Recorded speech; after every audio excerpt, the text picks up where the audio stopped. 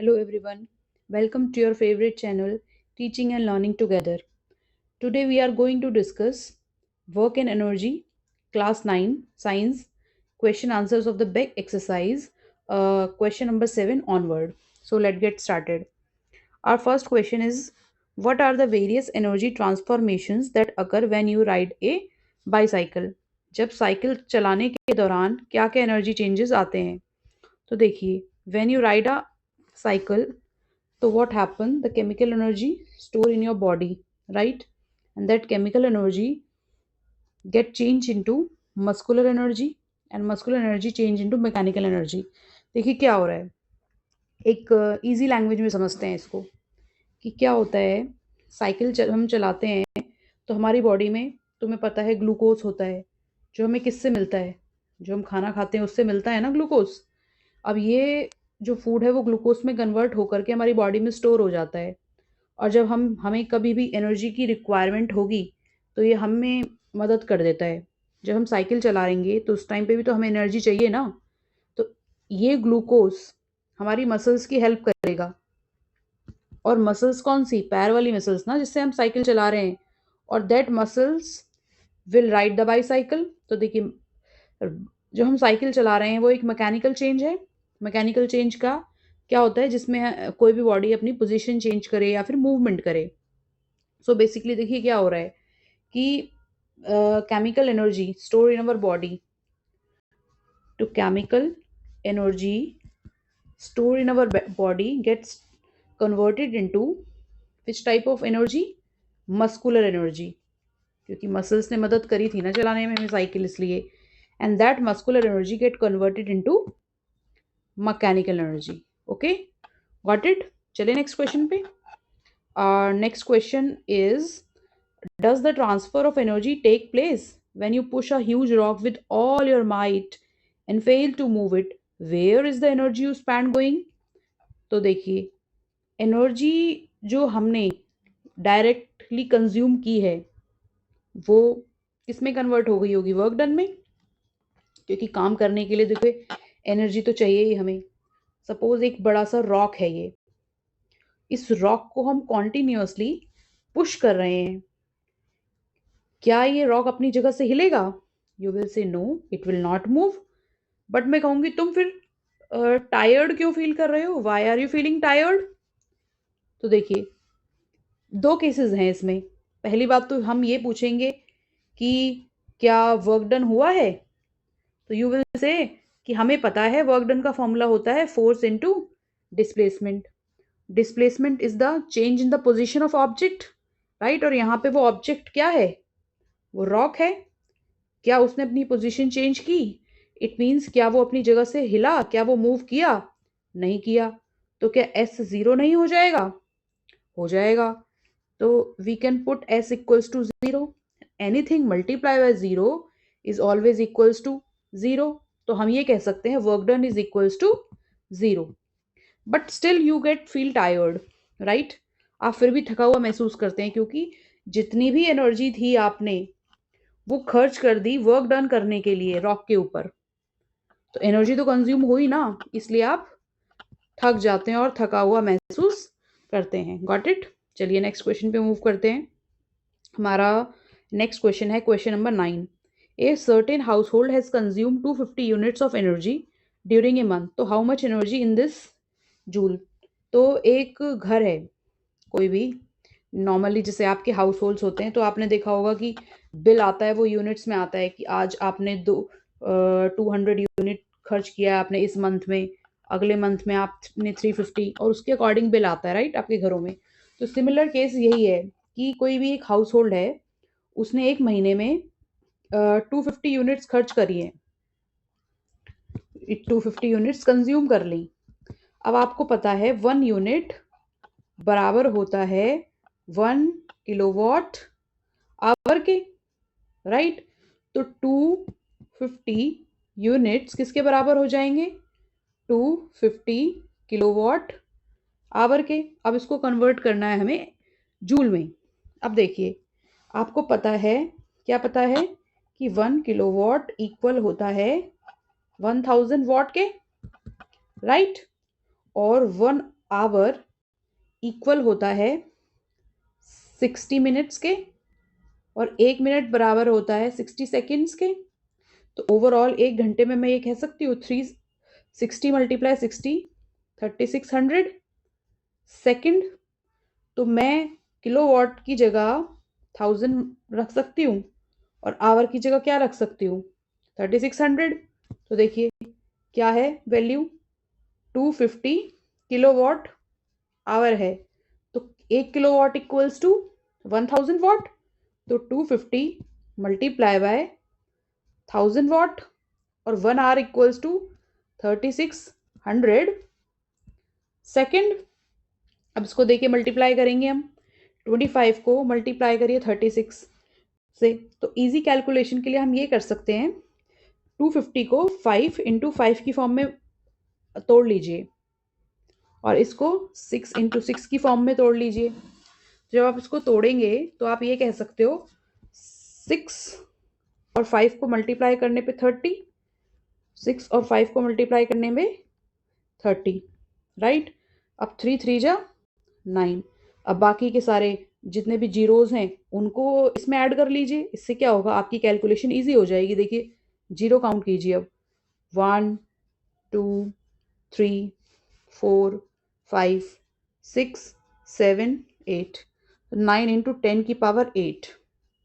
अब आपको पता है देखो आंसर तो 9 इंटू 10 की पावर 8 आया है। क्या आया है 9 इंटू 10 की पावर 8 और वॉट सेकेंड यह है। और आपको पता है वॉट सेकेंड किसके बराबर होता है जूल के बराबर होता है, क्योंकि work done is equals to work done का फॉर्मूला होता है ना, और वर्क डन का जो एसआई यूनिट होती है वो जूल होती है। तो जूल में आ गया ना, तो आपका ये आंसर होगा 9 इंटू 10 की power 8 joule, because 1 joule is equals to 1 watt second. पढ़ा होगा इससे आपने, इससे पहले आपने। सो चलो अब नेक्स्ट क्वेश्चन पे मूव करते हैं अपने। इस के सॉल्यूशंस इसी शीट में दिए हुए हैं, आप देख लेना। क्वेश्चन नंबर 10 है हमारा। An object of mass 40 kg is raise to a height of 5 metre above the ground. So what is the potential energy if the object is allowed to fall? Find its kinetic energy when it is halfway down.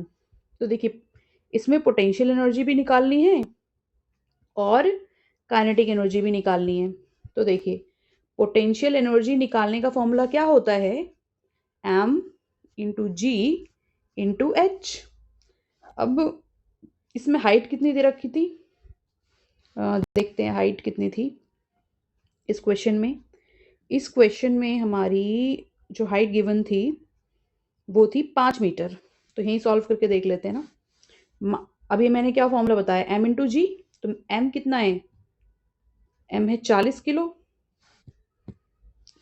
m है 40 kg।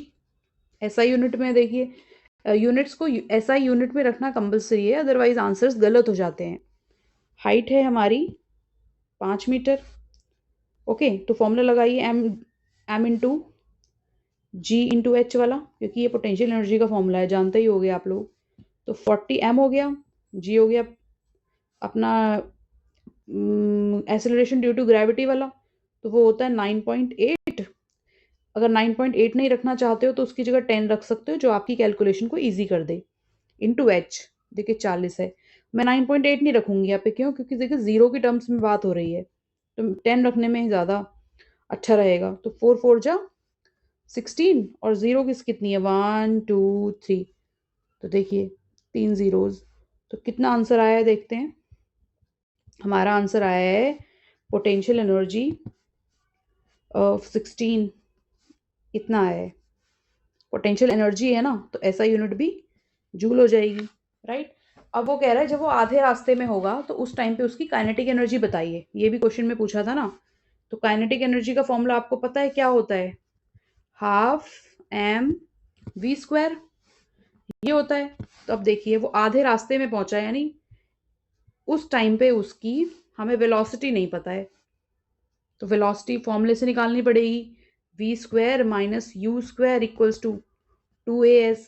अब इस case में हमारी जो displacement है वो आधी हो गई, 5 मीटर था तो 5/2 मीटर हो जाएगा। ए हमें पता ही है कितना 9.8 होता है। फाइनल वेलोसिटी, वो जाके फाइनल स्टेट में जब पहुंचा वो 0 हो गई थी। इनिशियल हमें दी हुई नहीं है तो यहाँ से हमें वो निकालनी पड़ेगी। तो इन सबको सॉल्व करके हमारी बेसिकली क्या होगा कि काइनेटिक एनर्जी निकल जाएगी। ओके, सो नेक्स्ट क्वेश्चन पे मूव करते हैं अपना। हमारा नेक्स्ट क्वेश्चन क्या है? क्वेश्चन नंबर 11 है कि what is the work done by the force of gravity on a satellite moving round the earth. कि वर्क डन कितना होगा जब सैटेलाइट अर्थ के अराउंड मूव करेगी। जस्टिफाई और आंसर। तो देखिए बेसिकली क्या होता है जब कोई भी सैटेलाइट मूव कर रही होती है तो मूव करते टाइम क्या होता है, दिस इज अर्थ। सैटेलाइट कहाँ घूमेगी? अर्थ के चारों तरफ रिवॉल्व करती है एंड दिस इज सैटेलाइट। देखिए सैटेलाइट की मूवमेंट इधर है तो किसी भी इंस्टेंट पे हम देखेंगे कि अगर सैटेलाइट की मूवमेंट इधर जा रही होगी तो अर्थ अपनी ग्रेविटी से इसको अपने सेंटर में खींच रही होगी, राइट। जैसे मैं क्या कह रही हूं कि ये अर्थ है और ये सैटेलाइट है। सैटेलाइट अगर किसी इंस्टेंट पे किसी भी पल ऐसे मूव कर रही है तो अर्थ उसको ऐसे खींच रही है। तो बताइए एंगल कितना बना? ये इसकी डिस्प्लेसमेंट हो गई सैटेलाइट की, क्योंकि सैटेलाइट यहाँ मूव कर रही है और अर्थ इसको यहाँ खींच रही है। किसी फोर्स के साथ खींच रही होगी। वो फोर्स क्या है? Gravitational force. ग्रेविटी की वजह से खींच रहा है इसलिए नाम पड़ गया इसका ग्रेविटेशनल फोर्स। तो क्या फॉर्मूला है? Work done equals to F into S into cos theta. Theta कितना है? थीटा होता है angle between F and S. तो थीटा कितना है? 90 डिग्री। और आपको पता है कॉस 90 इज 0। जब कॉस 90 0 हो जाएगा तो work done equals to F into cos 90 into S and this is 0। तो ओवरऑल 0 को किसी से भी मल्टीप्लाई करो आंसर 0 आता है, तो work done will be 0। Got it? चलिए नेक्स्ट क्वेश्चन पे चलते हैं। अपना क्वेश्चन नंबर कौन सा था? 12 ना। Can there be a displacement of object in the absence of force acting on it. क्या ऐसा हो सकता है कि किसी ऑब्जेक्ट पे फोर्स लगे ना और फिर भी उसमें डिस्प्लेसमेंट हो जाए? तो डिस्कस कीजिए इसको। तो देखिए इसका डायरेक्ट आंसर देख लेते हैं कि हाँ, यस हो भी सकता है और नहीं भी हो सकता, दोनों केसेस हैं। यस वाले केस में देखिए क्या होगा, जब ऑब्जेक्ट मूव करता है स्पेस में एक पॉइंट से दूसरे पॉइंट पे, तो इस केस में जो डिस्प्लेसमेंट है वो होती है ना, क्योंकि ऑब्जेक्ट तो मूव कर रहा है। लेकिन क्या फोर्स लगाते हैं हम? नहीं लगाते, फिर भी डिस्प्लेसमेंट हो रही है ना, तो ऐसा हो सकता है। लेकिन दूसरे केस में नहीं। नहीं में आंसर देखिए क्या है कि force can not be zero. अगर फोर्स जीरो नहीं हुई सरफेस पर, हमारी अर्थ की बात हो रही है, अगर हमने फोर्स नहीं लगाई तो ऑब्जेक्ट भी नहीं मूव करेगा अपनी जगह से। होता है ना, आप रूम में बैठे हुए हैं एक आराम से मजे तरीके से, आपके फ्रेंड ने आपको धक्का मारा, आप जाके गिर जाते हैं, तो मूव करें ना आप। तो बिना धक्का मारे तो आप मूव करते ही नहीं। किसी भी चीज को उठाने के लिए भी तो आप उसको उठा उसके ऊपर फोर्स लगाते हो ना, तभी आप स्कूल का बैग भी उठा पाते हो। तो ऑन अर्थ ऐसा पॉसिबल नहीं है, बट इन द स्पेस ऐसा पॉसिबल हो सकता है। Got it? चलिए नेक्स्ट क्वेश्चन पे चलते हैं। क्वेश्चन नंबर 13 पे 13, a person holds a bundle of hay over his head for 30 minute and get tired, has he done some work or not. Bundle of hay होता है कि कोई भारी सा वजन उसने अपने सर पे रखा हुआ है, तो क्या वो थक जाएगा? इस केस में ये पूछ रहा है वो क्वेश्चन। तो देखिए हाँ, पर्सन ने बेशक कोई डिस्प्लेसमेंट नहीं करी है, क्योंकि पर्सन मूव तो कर ही नहीं रहा है ना। तो उस केस में पर्सन ने काम तो नहीं करा है, स्टिल वो थक गया है। क्योंकि देखिए जो फोर्स है वो वर्टिकली अपवर्ड की तरफ लग रहा है। बेसिकली फोर्स ऊपर की तरफ लग रहा है और डिस्प्लेसमेंट हो नहीं रही है, डिस्प्लेसमेंट 0 है। तो work done equals to force into displacement. अगर एस 0 है तो वर्क डन भी कितना हो जाएगा? 0 हो जाएगा। समझ गए? चलिए नेक्स्ट क्वेश्चन पे चलते हैं। क्वेश्चन नंबर 14 पे, एक इलेक्ट्रिक हीटर है जिस is rated 1500 what, how much energy does it consume in 10 घंटे में वो कितनी एनर्जी कंज्यूम करेगा? देखिए एनर्जी का फॉर्मूला क्या होता है? वर्क डन अपॉन में पावर अपॉन टाइम, देखिए ये जो पावर वर्क डन अपॉन में टाइम, जो पावर है यही एनर्जी है, क्योंकि जितनी हमारे अंदर पावर होगी वही तो एनर्जी में कन्वर्ट होगी, या फिर ये कह सकते हैं जितनी हम पे एनर्जी होगी उतनी तो हम उसी उसी ताकत से तो हम काम कर पाएंगे, तो इसलिए इंटरचेंजेबल होती है। Got it. तो देखिए आप ये वाला फॉर्मूला लगाएंगे जब, तो आपको पावर दे रखी है 1500 वॉट, इसको कन्वर्ट करेंगे किलोवाट में। कैसे कन्वर्ट करेंगे किलोवाट में? आपको पता है 1 किलोवाट इक्वल्स टू 1000 वॉट, तो 1 वॉट इक्वल्स टू 1/1000, और हमें चाहिए 1500 वॉट के लिए, तो 1500 वॉट को इससे मल्टीप्लाई कर देंगे। यूनिटरी मेथड, 0 से 0 कटा, नीचे अपना डिनोमिनेटर में अगर 10 है तो यहाँ ये पॉइंट हो जाएगा, तो 1.5 किलोवाट आ गया। टाइम दे ही रखा है, कितना दे रखा है? 10 घंटे, तो लगा दो जरा इसमें, work done equals to power into time. अब पावर कितनी है हमारी? 1.5, टाइम देखो ऐसा यूनिट में ही पहले बताया था कि ज़रूरी है, मल्टीप्लाई करोगे तो कितना आ जाएगा? 15 किलोवाट आवर। और आपको पता है, क्या पता है? कि 1 kilowatt hour equals to 1 unit, इसीलिए 15 किलोवाट इक्वल्स टू 15 यूनिट। ठीक है, चलिए नेक्स्ट क्वेश्चन पे मूव करते हैं। Question number 15. Illustrate the law of conservation of energy by discussing the energy change which occur when draw a pendulum bob to one side and allow it to oscillate even come to rest. What happened to its energy eventually? देखिए आपने देखा होगा एक छोटा सा Bob, जैसे कि नहीं होता घड़ी में होता है, घड़ी में एक पेंडुलम होता है, वो मूव कर रहा होता है लाइक इस टाइप से। तो इसमें एनर्जी चेंज की बात करनी है, तो देखिए इसमें मैं आपको रफली पहले एक नीट एंड क्लीन शीट पे समझा देती हूँ कि क्या होता है। सपोज ये पेंडुलम है, इसको हमने दीवार से अटैच कर दिया, आपने इसको धक्का मारा, ये जहाँ यहाँ तक जाएगा, एक कुछ मैक्सिमम यहाँ तक हाइट होगी ना जहाँ तक ये जाएगा, उसके बाद वापस आ जाएगा। यहाँ आने के बाद this is the mean position, ये इसकी मीन पोजीशन है, और यहाँ भी कोई मैक्सिमम हाइट कवर करेगा वो, उसके बाद वापस आ जाएगा। तो ये प्रोसीजर लगातार चलता रहेगा। इसी को क्या बोलते हैं? इसी को ऑसिलेशन बोलते हैं, यानी पर्टिकुलर डायरेक्शन को का बार बार रिपीट होना। तो देखिए जब ये अपनी हाईएस्ट इस वाली पोजीशन पे होगा तो ये मैक्सिमम हाइट अचीव कर चुका होगा, राइट। जब मैक्सिमम हाइट की बात होती है तो पोटेंशियल एनर्जी भी क्या हो जाती है? मैक्सिमम हो जाती है। क्यों हो जाती है? क्योंकि आपको पता है potential energy equals to m into G into H. देखिए मास क्या बदलेगा पेंडुलम का? नहीं बदलेगा। एक्सीलरेशन ड्यू टू ग्रेविटी क्या बदलेगी? नहीं बदलेगी। बदलेगा तो केवल क्या? हाइट।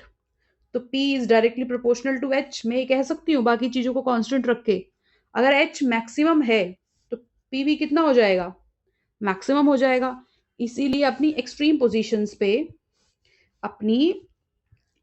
पोजीशंस पे जो पोटेंशियल एनर्जी होती है वो तो मैक्सिमम होती है, मैक्सिमम होती है। क्या उस समय पे ऑब्जेक्ट मूव करेगा? किसी इंस्टेंट के लिए तो वो रुकेगा ही ना, तो यानी उसकी जो वेलोसिटी होगी वो जीरो हो जाएगी। तो आप ये कह सकते हो काइनेटिक एनर्जी का फॉर्मूला क्या होता है? Half M V square. अगर v जीरो हो गया तो काइनेटिक एनर्जी भी कितनी हो जाएगी? जीरो, और इससे क्या कम हो सकती है? कुछ नहीं। इसलिए हम कहेंगे कि एक्सट्रीम पोजीशंस पे काइनेटिक एनर्जी मिनिमम होती है।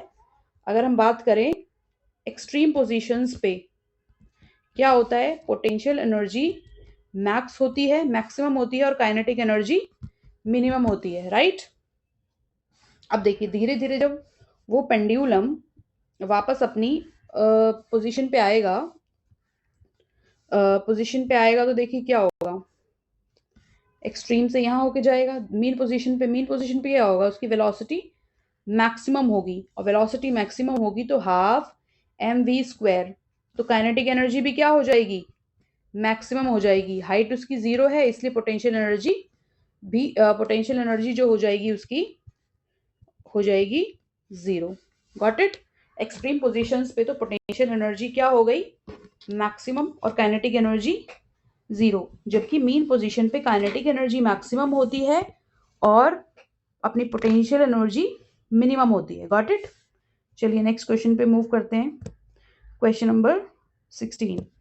क्वेश्चन नंबर 16 कह रहा है an object plate why does the wave नहीं, इसमें कंजर्वेशन ऑफ एनर्जी हो चुका है। तो question number I think kinetic energy of an object of mass m moving with velocity v is given by half mv square। तो आप इसमें formula सब लगा के देख लेंगे। So that's it for today, thank you and we will discuss the next series in the next videos. ठीक है, तो तब तक के लिए धन्यवाद and if you like the video then you can subscribe it, otherwise it's up to you। Oh, thank you।